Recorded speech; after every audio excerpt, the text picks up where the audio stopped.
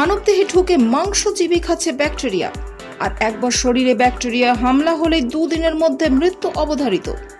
শুনতে অবাক লাগলেও এমনই ভয়ঙ্কর এক রোগ ছড়িয়ে পড়েছে জাপানে। এরই মধ্যে এই ব্যাকটেরিয়ায় আক্রান্তের সংখ্যা প্রায় 1000-এর কাছাকাছি চলে গিয়েছে।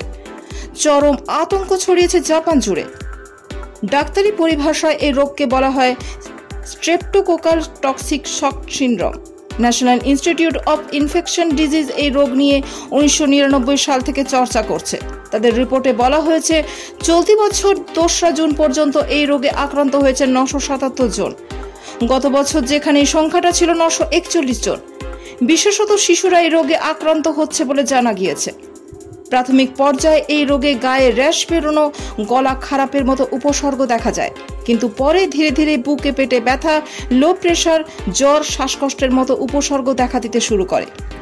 বিশেষজ্ঞরা বলছেন, এইভাবে 48 ঘন্টার মধ্যে শরীরে বিভিন্ন অঙ্গ বিকল হতে শুরু করে। শেষমেশ আক্রান্তের মৃত্যু হয়। 50 বছর বা তার বেশি বয়সের মানুষের এই রোগে মৃত্যুর হার সব থেকে বেশি। টোকিও ওমেন মেডিকেল বিশ্ববিদ্যালয়ের এক গবেষক বলছেন, সকালে কোনো রোগীর পায়ের পাতায় যদি কোনো উপসর্গ ধরা পড়ে তাহলে সেটা দুপুরের মধ্যে পৌঁছে যাবে হাঁটু পর্যন্ত। তারপর শরীর আরো খারাপ হতে শুরু করবে এবং বেশিরভাগ মৃত্যু হবে 48 ঘন্টার মধ্যে। তিনি আশঙ্কা করছেন যে চলতি বছর জাপানে এই রোগে আক্রান্ত হতে পারে 2500 জনেরও বেশি মানুষ। 2022 সালে ইউরোপের অন্তত 5টি দেশ বিশ্ব স্বাস্থ্য সংস্থাকে এই রোগের ব্যাপারে জানিয়েছিল। হু মনে করছে, কোভিড বিধি উঠিয়ে দেবার পরেই একাধিক রোগের বাড়বাড়ন্ত দেখা দিচ্ছে। এই রোগে মৃত্যুর হার 30% হওয়ায় ভয় পাচ্ছেন বিশেষজ্ঞরা।